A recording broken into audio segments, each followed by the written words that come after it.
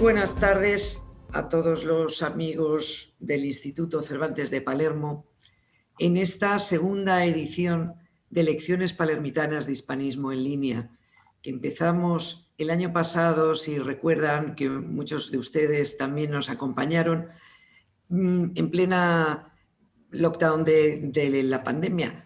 Y tuvo tanto éxito que continuamos con esta segunda edición. Y además tenemos el placer y el honor de contar con la profesora Caterina Ruta, que es una amiga muy querida del Instituto Cervantes de Palermo, y vamos a poner un pequeño vídeo para su presentación. Casi todos ustedes ya la conocen, pero queríamos este pequeño vídeo para presentarla.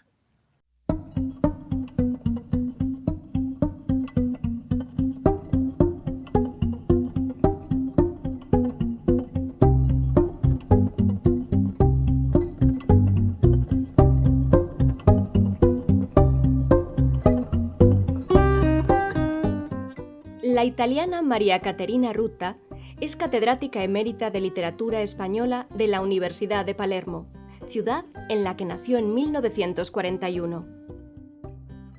Investigadora, autora y traductora, ha estudiado en profundidad textos de autores españoles, en especial de Miguel de Cervantes, algunas de cuyas novelas ejemplares ha traducido al italiano.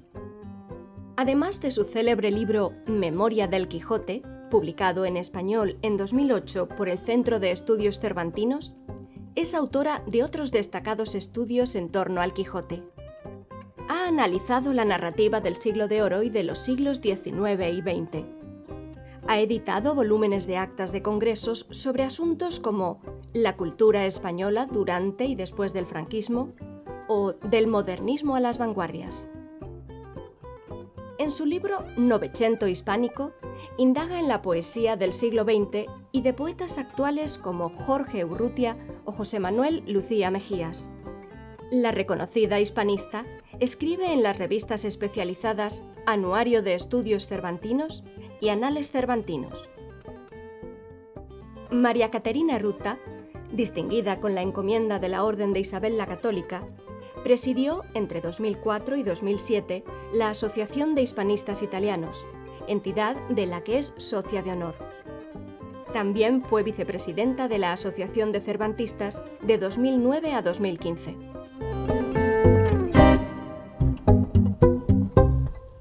Este pequeño vídeo es un homenaje a la profesora Caterina Ruta, y hay con una entrevista más larga, si quieren ustedes escuchar esa entrevista en el canal YouTube del Instituto Cervantes en nuestra sede central, en la página www.cervantes.es.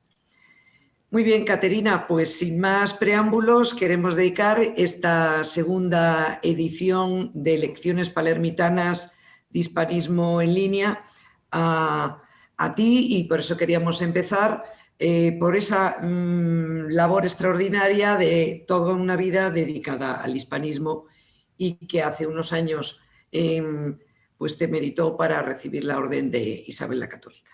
Cuando quieras, comienza, en esta tu casa. Bueno, empezamos.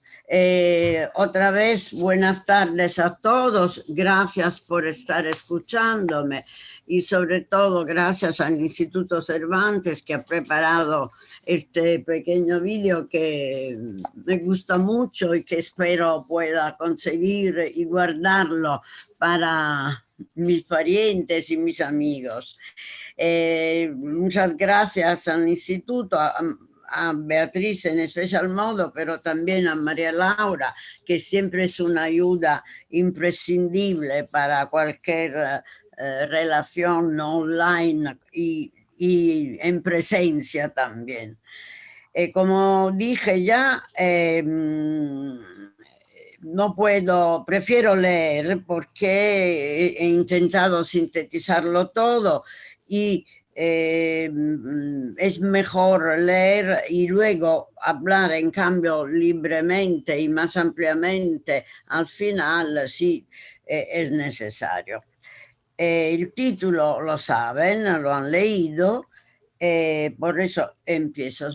Podemos poner los títulos de las novelas. La primera, María Laura, la primera hoja de PowerPoint. Novelas ejemplares, yo ya la tengo.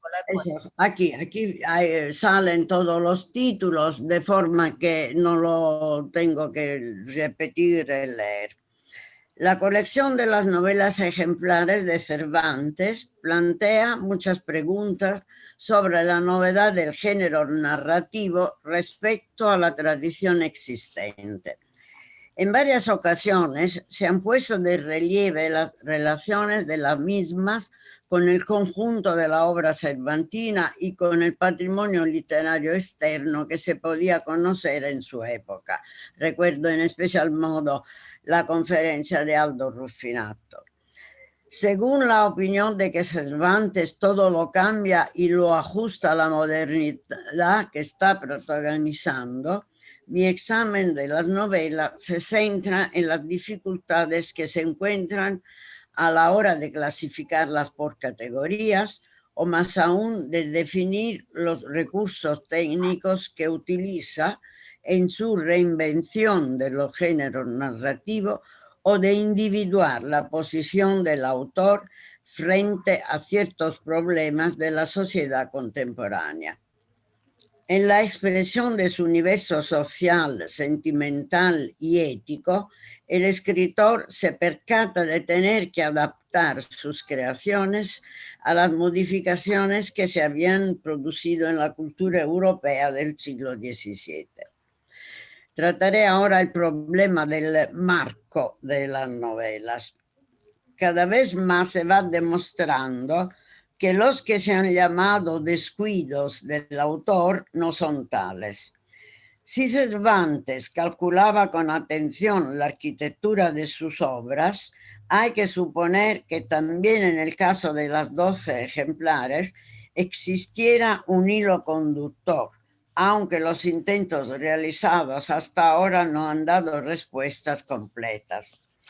De alguno de estos intentos voy a ocuparme en esta conversación buscando una síntesis muy difícil de realizar cuando se habla de materia cervantina.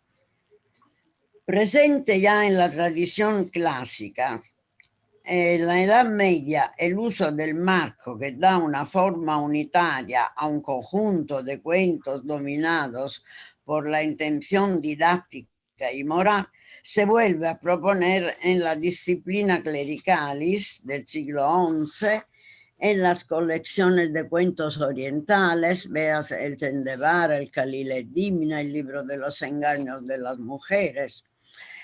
Pero es en el siglo XIV cuando este recurso empieza a tomar una mayor consistencia, alcanzando su grado sumo en el Decamerón de Boccaccio y siendo utilizado hasta finales del siglo XVI.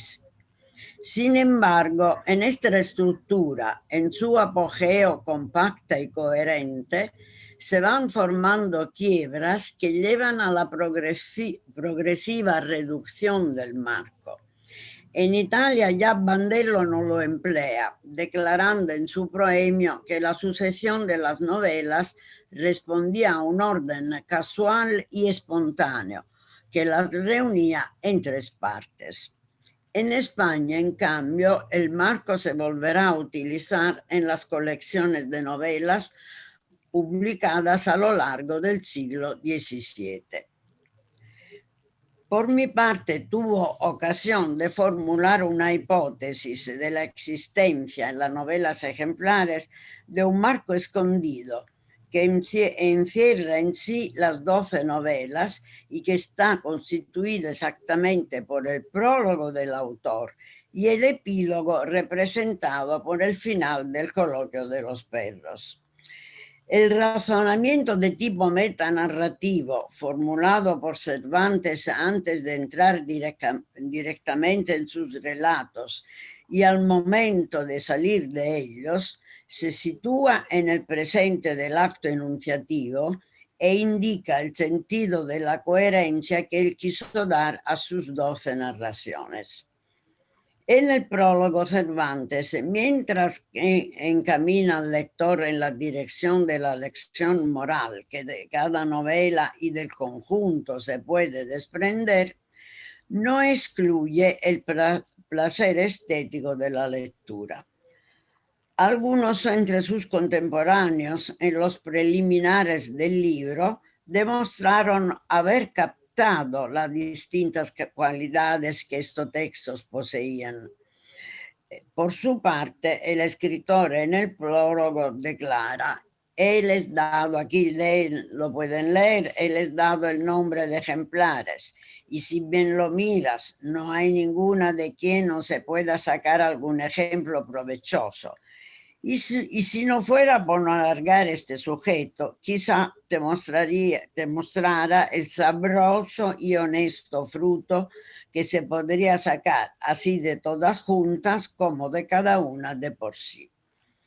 La segunda imagen, y añade poco después, porque los ejercicios honestos y agradables antes aprovechan que dañan. Y acaba de explicar su intención con las palabras siguientes: sí, que no siempre se está en los templos, no siempre se ocupan los oratorios, no siempre se asiste a los negocios por calificados que sean. Horas hay de recreación, donde el afligido espíritu descanse. Para este efecto se plantan las alamedas, se buscan las fuentes, se allanan las cuestas y se cultivan con curiosidad los jardines. Ahora bien, mi opinión es la que Cervantes relaciona las ideas expresadas al comienzo de su libro con el final del Coloquio de los Perros, la última novela de la colección. En ella, el licenciado Peralta, acabada la lectura de la transcripción que Campuzano hizo de lo que oyó contar al perro Berganza en el Hospital de la Resurrección de Valladolid, concluye el debate con el alférez negando la veracidad de la historia y manifestando al mismo tiempo su apreciación por las calidades de la composición. Señor alférez, no volvamos más a esta disputa. Yo alcanzo el artificio del coloquio y la invención, y basta. Vámonos al espolón a recrear los ojos del cuerpo, pues ya he recreado los del entendimiento. La lectura del coloquio se configura para el licenciado, ocasional lector de una novela cervantina, como momento de recreación intelectual que no hay que separar de la recreación del cuerpo, una posibilidad de renacimiento psíquico que rescata del cansancio y aburrimiento que caracterizan la vida diaria, como probablemente caracterizaron la existencia del escritor. Se pueden interpretar estas palabras como conciencia de las expectativas del público y de la consecuente voluntad de quererlas secundar, no renunciando además a revestir el entretenimiento con la ejemplaridad. Ahora paso a otro asunto similar, que es el de la clasificación de las novelas.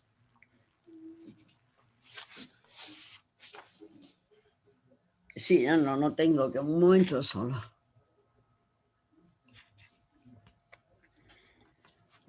Según mi parecer, la ausencia de un marco que encierre las 12 historias constituye una de las provocaciones que empujaron a muchos cervantistas a buscar una clasificación que justificara su inserción en la colección. Según distintas orientaciones metodológicas, se han buscado coordenadas temáticas, estilísticas o estructurales. La crítica positivista decimonónica de la primera década del siglo XX intentó buscar categorías exactas, pero por la naturaleza narrativa y discursiva de las novelas, el intento de encerrarlas en un esquema sencillo y coherente quedó bastante lagunoso. La repartición tajante en novelas idealistas y novelas realistas, se puede poner ya la otra página, demostró incongruencias insanables, dejando abierta la reflexión sobre el tema. En años más cercanos, aceptando una clasificación parecida, Ruth El-Safar, que fue una cervantista estadounidense, en un primer análisis, y Edward C. Riley, un grandísimo amigo y conocedor de Cervantes, sucesivamente, utilizaron las categorías anglosajonas de novel y romance. Riley repartió las novelas en 5 clasificables como romance, creo que se diga romance, El amante liberal, La española inglesa, La fuerza de la sangre, Las dos doncellas, La señora Cornelia. 5 como novel, Rinconete y Cortadillo, El licenciado Vidriera, El celoso extremeño, El casamiento engañoso, Coloquio de los perros. Y 2 mixtas, La gitanilla y La ilustre fregona. Ya veis que 2 salen fuera de cualquier clasificación. Cuando se dice 2 mixtas es porque ya son otra cosa. En la colección no existe un orden progresivo de los relatos. Por consiguiente, en cualquiera de estas clasificaciones, los grupos no indican ninguna sucesión temática y estructural, dejando abierto el debate.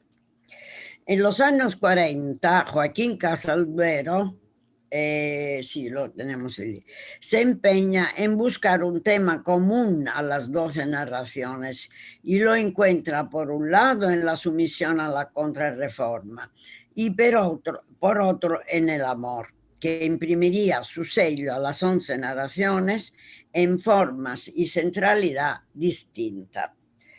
¿Por qué 11? 11 porque Casalduero entiende que Casamiento engañoso y Coloquio de los perros formen una sola novela. El crítico reúne las novelas en 3 grupos.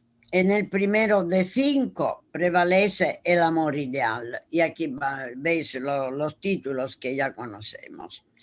Las dos doncellas y la señora Cornelia del segundo grupo están dominadas por la necesidad del matrimonio en una visión que mezcla el amor ideal y las obligaciones sociales. Las 5 del tercer grupo están más vinculadas al mundo social. Rinconete, El licenciado Viviera, El celoso extremeño, Casamiento y Coloquio. En ellas, entre comillas, cita de Casalduero, el amor y el matrimonio son anteriores a la narración o quedan relegados a un episodio marginal. Eso ya, una observación de este tipo que la hace el mismo autor revela la fragilidad de esta clasificación. Si el tema es el amor, el tema común es el amor, y luego se admite que que es un tema marginal, que está al margen del desarrollo de las novelas, ya se ve que no funciona. Hay que reconocer que en su operación Casalduero fuerza el sentido de los relatos en la extrema búsqueda de la supuesta unidad. Sin embargo, su análisis puso de relieve en cada novela relaciones formales muy interesantes que nos ayudaron en los comentarios sucesivos. Al tema del amor se enlaza el del matrimonio, que también ha recibido cierta atención por parte de los que buscan clasificaciones de las novelas. Y es una atención que viene de partes distintas de la cultura. En Italia, por ejemplo, Martinengo, en Francia, Las Perás, en Estados Unidos, Díaz Migoyo, que es español, etc. De la lectura de sus comentarios emergen algunas consideraciones que dejan la materia bastante fluctuante. No cabe duda de que respecto a ese tema en las novelas Cervantes oscila entre la observancia de la preceptiva del Concilio de Trento y la práctica in uso antes del concilio, el matrimonio de presenti o por palabras.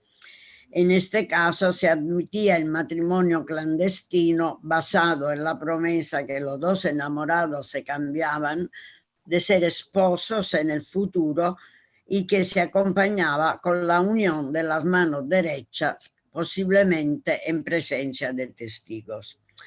Esta costumbre ocasiona casos de violencia física o moral del hombre hacia la mujer, casos que se desarrollan según una intensidad distinta de una historia a otra.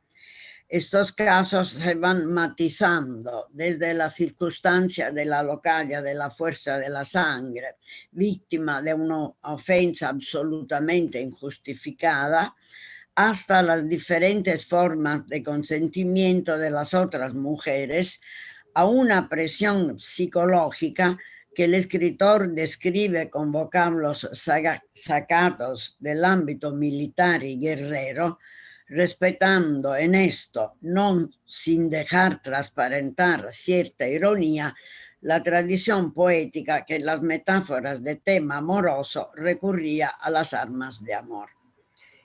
En esos episodios se presentan varias infracciones al código social de la época y se defiende el concepto de libertad en su doble vertiente de libertad física y moral. Libertad normalmente negada a la mujer, desde siempre sumisa a los lazos atávicos impuestos por las costumbres patriarcales. Y justamente se ha observado que con el matrimonio la mujer pasaba de la sumisión a los padres a la sumisión al marido, es decir, no ganaba ninguna libertad. En algunos episodios, los padres, acostumbrados a decidir el destino de los hijos a quienes le tocaba profesar obediencia, tienen que aceptar la libre elección de los jóvenes, pero exigen el respeto de las reglas religiosas. Con su habitual ironía y con la libertad de las imaginaciones, Cervantes encubre con un final feliz la sustancia problemática de la cuestión. Véanse como ejemplos la española inglesa, las dos doncellas, la fuerza de la sangre, la señora Cornelia, que todas terminan con matrimonios regulares hechos delante de la iglesia, pero que tienen un background totalmente distinto. Una conversación aparte merecería la relevancia que los personajes femeninos consiguen en toda la obra del escritor. Él confiere a la mujer capacidades intelectuales y decisionales muy próximas a las de los hombres, y en muchos pasos de sus textos reivindica también para la condición femenina la libertad de elección en el destino individual. Pero el tema de las mujeres es un tema bastante amplio que yo he tratado varias veces también respecto a las mujeres del Quijote o a algunas mujeres del teatro cervantino, el teatro, por ejemplo, de cautiverio. Aquí no se puede hablar ampliamente de este tema. Siguiendo en la búsqueda de un elemento cohesivo de las 12 unidades narrativas, otros críticos han creído encontrarlo en las ideas de amistad o de duplicación. Esta idea de la duplicación es particularmente simpática, interesante. Yo la he dejado para el debate. Si hay tiempo, tenemos todas las indicaciones relativas. El autor que más se ha ocupado de esto es el suizo Günther, pero no sé si lo conseguimos. Vamos un poco en resumidas cuentas, la propuesta postmoderna del criterio de la hibridación o contaminación de los géneros abre el camino a una actitud analítica más libre con respecto a cada relato. De hecho, elementos del realismo atribuibles a la picaresca se mezclan con tonos de extremo sentimentalismo o, en otros casos, en ausencia de intervenciones sobrenaturales, los acontecimientos se vuelven igualmente inverosímiles en obsequio a la libertad de creación peculiar de la literatura. Se podrían utilizar aquí otros conceptos técnicos, pero lo dejo también para la lectura. Quedando con la búsqueda de la coherencia organizativa, nos enfrentamos también con el problema cronológico, que constituye hasta el día de hoy una cuestión no resuelta.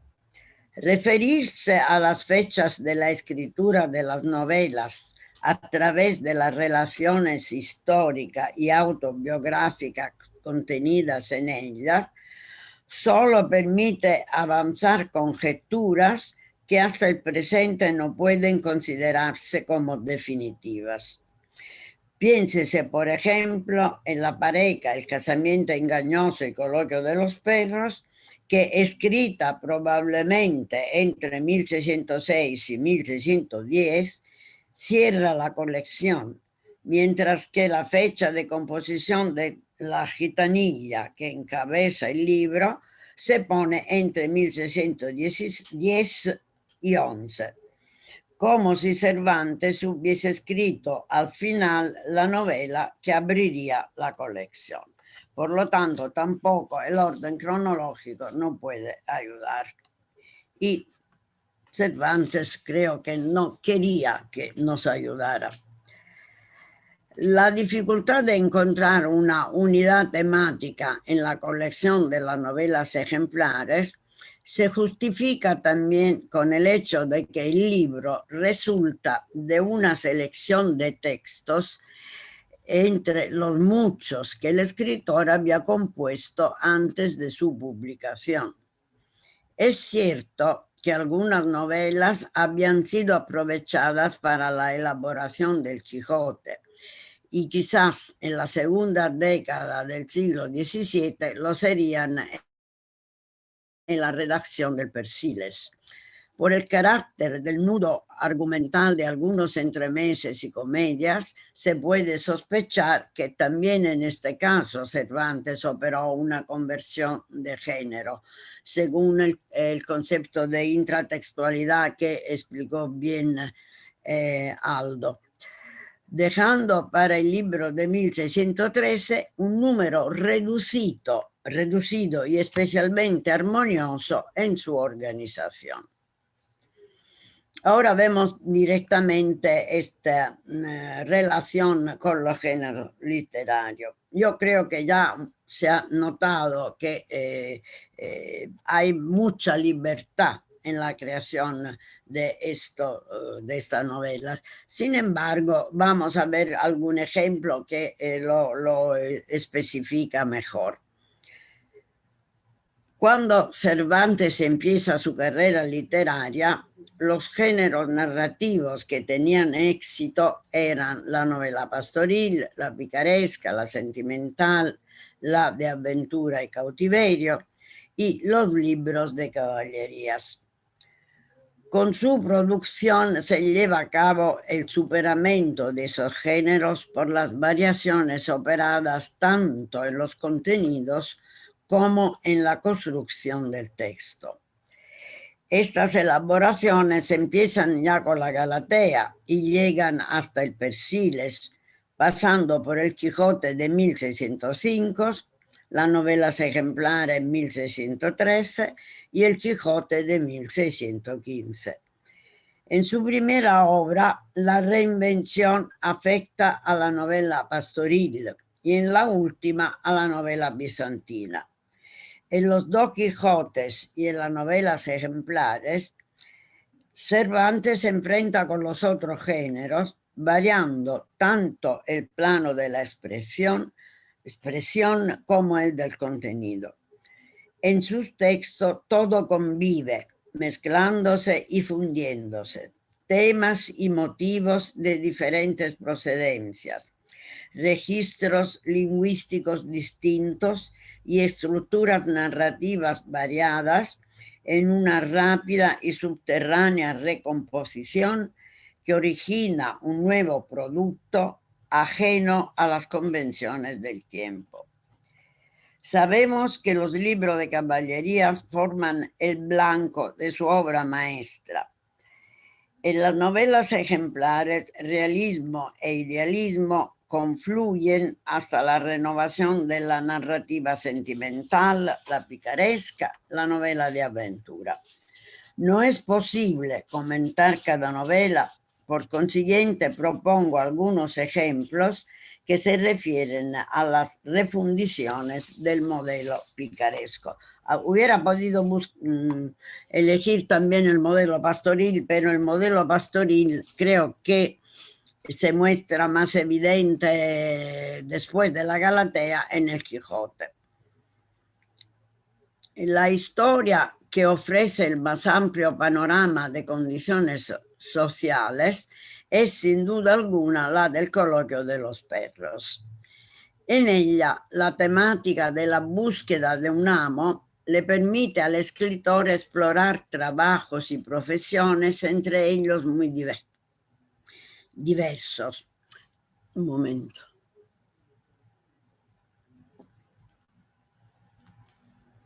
Del carnicero al poeta, del mercader al guardián, de los gitanos a los comediantes, del arbitrista al matemático, sin olvidar el universo brujeril del episodio central de la narración. El protagonista Berganza, resultado de la mezcla de características humanas y animales, es un perro que razona y habla durante toda una noche, dialogando con el tú de Escipión. En la autobiografía picaresca, la perspectiva es única y transmite un solo punto de vista. Con el desdoblamiento del punto de vista entre los dos perros, el narrador favorece el comentario o la crítica tanto de los aspectos sociales como de los literarios, y aleja la estructura del coloquio de la novela picaresca canónica y de sus presupuestos éticos. Los dos perros al final, como se sabe, se hacen perros de maúdes, es decir, terminan sublimando todas sus experiencias en una condición de vida muy religiosa, muy respetuosa del orden de la vida y como sabemos. Si recordamos a Lazarillo de Tormes o Guzmán de Alfarache o el Buscón de Quevedo, el final es totalmente distinto. No menos anómalos respecto a los mozos de muchos amos de las novelas citadas, aparecen los otros personajes de los relatos en los que se crea un ambiente picaresco. Me estoy refiriendo a Rinconete y Cortadillo y a la ilustre Fregona, cuyos protagonistas aparentan vivir como pícaros y se introducen en el ambiente de Lampa sevillana, no consiguiendo, sin embargo, convertirse en auténticos malhechores. Rincón y Cortado por un lado y Carriazo por otro viven sus experiencias picarescas en plena conciencia de su sustancial extrañeza al mundo criminal y cuando tienen que elegir entre quedarse en él o recuperar el camino existencial más apropiado a su condición, prefieren alejarse. Para conseguir el efecto de diversificación, Cervantes no solo crea estos personajes que he definido anómalos, sino que modifica la construcción de la narración. Si en el coloquio de los perros utiliza la forma dialógica, en Rinconete y Cortadillo y en La Ilustre Fregona se sirve de un narrador en tercera persona que introduce a los protagonistas, crea las distintas situaciones y explora el ambiente de Lampa sevillana, produciendo una polifonía de voces absolutamente ajena a las falsas autobiografías picarescas. En el relato de los dos mozuelos, que no tiene un verdadero final, el narrador insinúa una posible recuperación moral de los protagonistas sin excluir otras alternativas. En La Ilustre Fregona, con la milagrosa ignición final de Costanza, se vence todo tipo de determinismo y pesimismo, devolviendo a los jóvenes transgresores al ambiente aristocrático de origen bajo la protección del orden oficial. Los rasgos de la picaresca convencional sufren el mismo tratamiento por parte de Cervantes que los modelos de los libros de caballería y de las novelas pastoriles. Es decir, Cervantes los conoce bien, probablemente le gustan, seguramente le gustaban los libros de caballerías, pero los cambia, los modifica. Los cambios estructurales aplicados implican la modificación de la sustancia del contenido. En su representación de los vicios y virtudes de sus personajes, el escritor, sin embargo, denuncia una seria preocupación por el degrado moral de los habitantes del mundo criminal y de los tutores del orden, que los muestra siempre, ¿no?, corrompidos por cualquier cosa. Y al mismo tiempo condena la regalada distancia desde la que la nobleza contempla el mundo de los menos afortunados. En conclusión, es evidente que la innovación formal afecta a todos los géneros literarios a los que Cervantes se acerca ya desde sus primeras pruebas literarias. Se interesa por todo y todo le puede ser útil en una constante declinación de la experiencia literaria y existencial. El resultado final demuestra que la continua reinvención de los géneros responde a la necesidad de plasmar en la escritura los cambios profundos que se iban realizando en el siglo XVII en las ciencias y en la filosofía, provocando una impactante modificación del mundo tradicional. Aunque revestida de posibles significados simbólicos y alegóricos, su obra nos desvela a un Cervantes agudo observador de su tiempo, dotado de un especial ingenio que le permitió percibir, aunque no siempre de forma consciente, las señales de lo nuevo donde quiera que se anidara. Bueno, ahora yo como, digamos, lectura preparada, me paro aquí. He estudiado otros aspectos interesantes de la construcción de esas novelas y sobre todo me he detenido en un estudio bastante novedoso por el tiempo en que lo publiqué, entre los incipit de las novelas y los explicit, los finales. Especialmente en estos finales, a veces es muy divertido Cervantes, se nota que se está divirtiendo. Si lo queréis, si tenemos tiempo, si preferís que hablamos de otro. No, yo tengo preparado algunos finales que se podrían comentar, como tengo preparado, como lo anticipé, la teoría de la duplicación, que es muy simpática y revela también las incongruencias de cualquier tipo de clasificación. Pero díganme ustedes cómo prefieren. Yo, por el momento, termino. Profesora, ¿no nos daría tiempo ponemos los finales? Sí, si les interesa, ponemos los finales. Sí. Yo creo que sí, porque de esta manera las personas que están escuchando, han estado escuchando esta disertación, pueden ir formulando sus preguntas si les apetece a través del chat que tenemos. Sí, Fernanda dice que sí, los finales.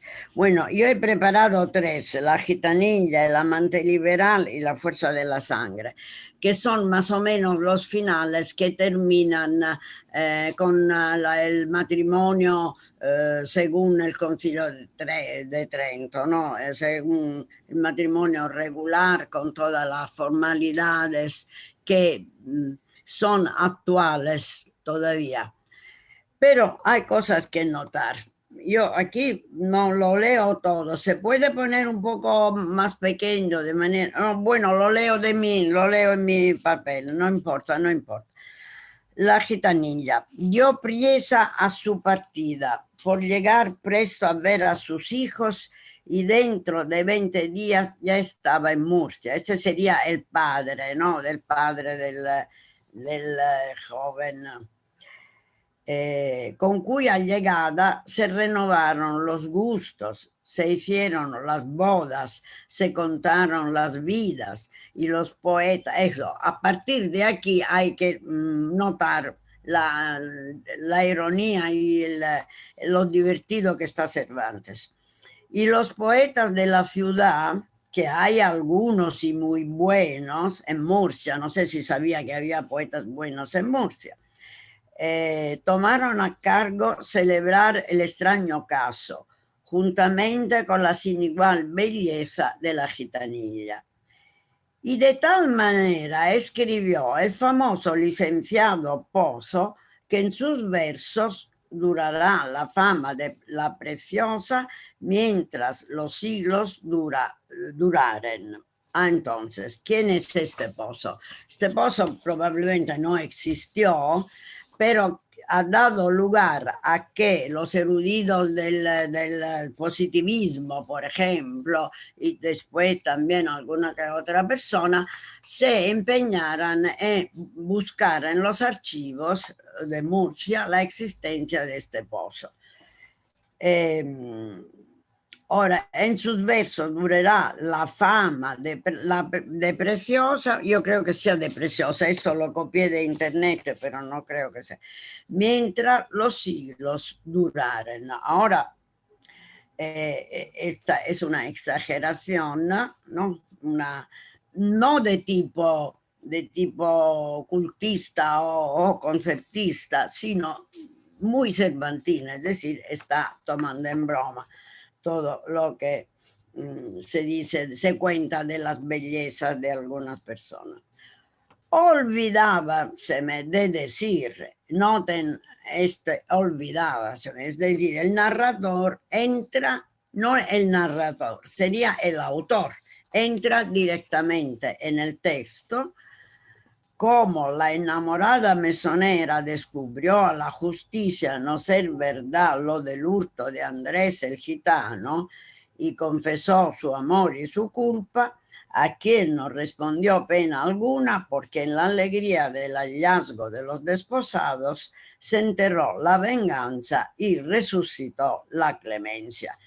El final feliz se extiende hasta también estos personajes, no solamente los jóvenes consiguen casarse de manera oficial y con muchos festejos, sino que también la clemencia le perdona al gitano. Pero de esta última parte lo que es importante es notar esta intrusión del autor. El autor directamente entra, pero entra siempre para comentar irónicamente la circunstancia, digamos, del gitano. El amante liberal, no sé si lo recuerdan, tiene una historia bastante complicada y sobre todo en el final 2 veces nos enfrentamos con esta liberalidad del protagonista. Él piensa ser liberal la primera vez, luego se da cuenta de que no lo es, no es dueño de la voluntad de la mujer y entonces reconoce que su verdadera liberalidad es dejar a Leonisa totalmente libre. Pero Leonisa acepta el matrimonio, las bodas, que se celebra de forma igualmente solemne. Todos, en fin, quedaron contentos, libres y satisfechos. Y la fama de Ricardo, míralo, saliendo de los términos de Sicilia, se extendió por todos los de Italia y de otras muchas partes, debajo del nombre del amante liberal. Y aún hasta hoy dura en los muchos hijos que tuvo en Leonisa, que fue ejemplo raro de discreción, honestidad, recato y hermosura. Aquí hay una hipérbole, por ejemplo, con respecto a Leonisa, la hipérbole que era una figura retórica en el barroco muy practicada, pero aquí utilizada siempre con mucha ironía, y digamos, gracioso de este final es que esta fama, la fama que en la época que no existían todos los medios como ahora de difundir noticias, sale de los términos de Sicilia, se extiende por toda Italia y sigue durando en los hijos, etc. Que dura y hasta hoy dura, es decir, aquí hay un presente, después de haber utilizado el pasado, un presente que introduce siempre el narrador, o mejor dicho, el autor en el texto, y establece un especial contacto entre el lector, el destinatario del relato y el autor. La fuerza de la sangre es, desde el punto de vista, ¿no?, de la violación de la mujer, la novela más fuerte que da, pero que al mismo tiempo revela unos padres muy especiales. Los padres de la chica revelan tener una madurez increíble con respecto a la época y a las costumbres de su tiempo. Llegóse, en fin, la hora deseada, porque no hay fin que no le tenga. Fuéronse a acostar todos. Quedó toda la casa sepultada en silencio, en el cual no quedará la verdad de este cuento. Eso, el cuento no queda en silencio, pues no lo consentirán los muchos hijos y la ilustre descendencia que en Toledo dejaron y ahora viven estos 2 venturosos desposados, que muchos y felices años gozaron de sí mismos, de sus hijos y de sus nietos, permitido todo para el cielo y por la fuerza de la sangre que vio derramada en el suelo el valeroso, ilustre y cristiano abuelo de Luisico. También aquí veis esto de la fama que se difunde y que se perpetúa en la descendencia, se insiste mucho.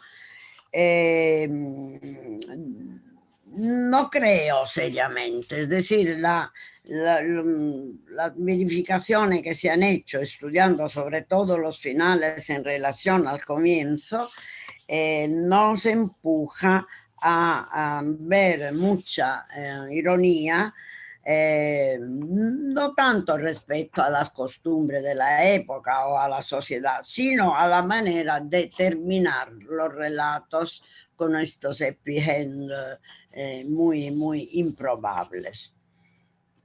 Queda la ilustre fregona, más o menos de ocasión la historia de la fregona ilustre, a que los poetas del Dorado Tajo ejercitasen sus plumas, siempre los poetas, ¿no?, en solemnizar y en alabar la sin par hermosura de Constanza. Aquí ya estamos utilizando la expresión que se utiliza para Dulcinea y sobre todo para Oriana en el Amadís de Gaula.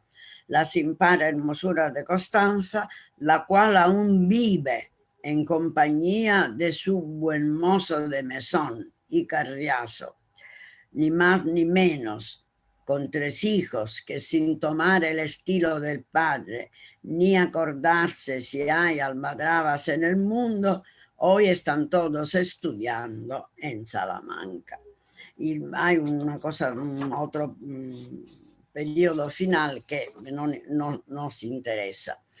Se insiste siempre, ¿no?, en esta hipérbole de la alabanza de la pareja, de la mujer, de la belleza, la familia que sigue, que dura en los hijos, pero repito, siempre de forma bastante divertida. Claro que leer solamente cómo funciona el final sin relacionarlo con el comienzo no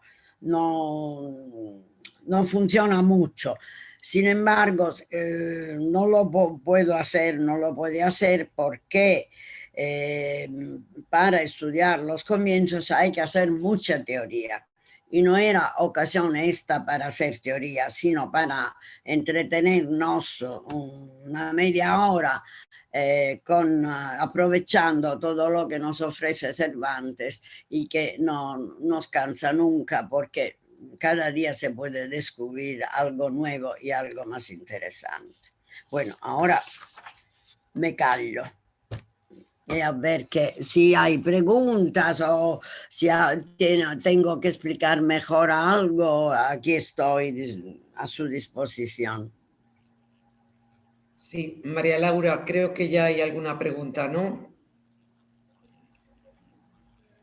Déjame ver porque al estar compartiendo pantalla no he tenido la posibilidad de ver preguntas. María Fernanda Abreu ha dejado una pregunta. ¿Te parece, allora, ella se refiere a los finales? ¿De verdad, Caterina, te parece necesario, útil clasificarlas? Las novelas. Las novelas, sí. Eso va al comienzo de la intervención, Caterina. Sí, no, a mí no me parece absolutamente necesario clasificarlas. Claro, hay algunos problemas, es decir, uno se pregunta, por ejemplo, el orden, como no es un orden cronológico, como he intentado demostrar. ¿Por qué eligió este orden Cervantes?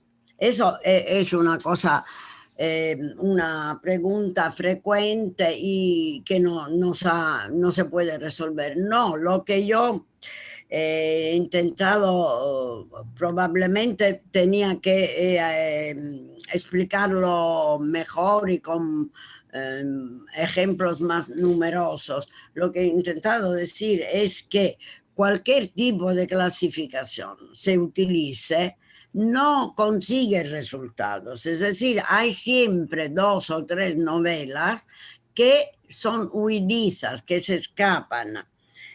Sí, lo entiendo que no es una crítica a María Fernanda, lo entiendo. Digo, comprendo. Además, como se han ocupado de este asunto personajes como Amesúa y Mayo o Casalduero, que son enormes, que para mí, o O'Reilly, son cervantistas importantísimos que me han sugerido muchas cosas, me han ayudado mucho. José Manuel Martín Morán, ¿qué dice? ¿Tendrá una No, primero tenemos otra pregunta y luego sí puede hablar directamente Martín Morán. Primero la pregunta de Silvia Colistra. Sí, por lo tanto, digo completo para Fernanda, digo todo cada clasificación es una prueba más de que se escapan a las clasificaciones, que todavía queda este misterio. José Manuel Martín Morán se ha ocupado mucho de las novelas, por lo tanto puede ayudar con su pregunta. Nada, Fernanda. De Silvia Colistra, ¿se puede hacer una relación entre Rojas, La Celestina y Cervantes si hablamos en particular de picaresca? Si hablamos de picaresca, ¿quién lo hace esto, Asunta? No, Silvia Colistra. No.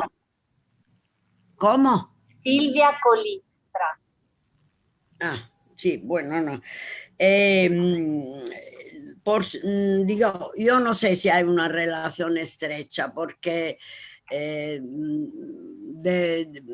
declaro no haber profundizado si Cervantes conocía bien La Celestina. Sin embargo, justo ayer que daba una clase sobre ese tema, le decía a estos alumnos que efectivamente el ambiente de la pobreza, de la corrupción, no digo de Lampa como aparece en Rinconete o en La Ilustre Fregona de Lampa Sevillana, sino de esta vida... de esta vida, sí, luego le contesto a Aldo, de esta vida tan desgraciada que una gran parte de humanidad vivía en la época, se representa en La Celestina. Es decir, no cabe duda de que si queremos encontrar elementos de este tipo que anuncian la novela picaresca, hay que mirar también La Celestina, estoy de acuerdo. Vamos a ver, Aldo pone una pregunta. Profesora, primero seguimos el orden de llegada de las preguntas. Sí. El profesor Martín Morán, que quería hacerla él directamente oralmente, ya veo que ha activado el micrófono. Le pasamos la palabra. Bueno, Caterina, te felicito. Es un placer escucharte y siempre se aprende mucho. No por nada eres maestra de cervantistas, como la propia institución de la Asociación de Cervantistas ha reconocido más de una vez, ¿verdad? Bueno, ya habla de la pregunta, no te... Me ha parecido muy interesante tu intervención, con muchísimas sugestiones. Nos has ofrecido una especie de condensado de todo tu saber sobre las novelas ejemplares. Podríamos estar hablando horas. Un momento, José Manuel, que porque no oigo bien. Me pongo el auricular, que lo escucho mejor. De momento no, decía, puedo pronunciar más despacito porque me he embalado a la hora de hablar y puedo pronunciar con más claridad para decirte que había muchas sugestiones en lo que nos has estado diciendo y es una especie de condensado de todo tu saber sobre las novelas ejemplares. Podríamos seguir hablando horas y horas sobre estos temas que has sacado. Pero a mí me interesaba hacerte una pregunta y es si tú has visto alguna relación entre el tipo de final y el tipo de género de las novelas ejemplares. O sea, mejor. Sí, no, lo entiendo perfectamente. No creo no creo haberlo reflexionado mucho, porque es un tema al que quiero volver. Y esperaba, digo francamente, que después de mis primeros estudios y de las primeras sugestiones que tuve en Italia, en especial modo Ferroni, el italianista Ferroni, tengo un diálogo con él sobre ese tema. Esperaba que a otros no trataran el tema y lo profundizaran, y no me han llegado en cambio instrumentos de ninguna parte. Yo no lo he visto con precisión, pero si reflexionamos a lo que acabamos de leer, yo creo que son finales que cambian también totalmente, que sobre todo los finales de las novelas picarescas los he mirado en esos días, en esas clases que a mi edad me están haciendo dar online, no te digo que es divertimiento, pero vamos. Y entonces he verificado el final de Buscone, de Lazarillo, del Guzmán, de Alfaraz, etc. Son totalmente distintos. No hay posibilidad, lo sabes mejor que yo, no hay posibilidad de redención y de nada. Esto, cuando la ilustre Fregona termina con esta gran fiesta y con este futuro tan espléndido, se está colocando absolutamente fuera del esquema. Lo único que queda incierto es Rinconete y Cortadillo. En Rinconete y Cortadillo creo que estamos más cerca de la picaresca verdadera, aunque los personajes son distintos y sobre todo la manera de contar. Ahí hay un narrador que empieza, luego ellos dialogan y luego vuelve el narrador en tercera persona, es decir, el estilo es siempre distinto de la autobiografía. No. Espero haberte... Bueno, me ha dado mucho gusto verte y como sabes que te considero siempre el hermanito de mi familia. Muchas gracias, me siento muy honrado. Siento haber llegado tarde. Esto, si fuera presencial, me debería cubrir la cabeza y echarme ceniza, ¿verdad? Pero bueno. Sabes que tendrás ocasión de leer otra vez estos artículos. Ya sabes por qué. Sí. Vale, bueno. Renuncio a mi micrófono, perdón. Chao. Muy bien. Muchísimas gracias, José Manuel Martín Morán, que es el presidente de la Asociación Internacional de Cervantistas, que va a participar dentro de muy poco en estas segundas lecciones palermitanas de hispanismo en línea, coincidiendo con lo que llamaremos y llamamos vísperas cervantinas. Así que todo el programa ya está prácticamente incluido en nuestra página web y en Facebook.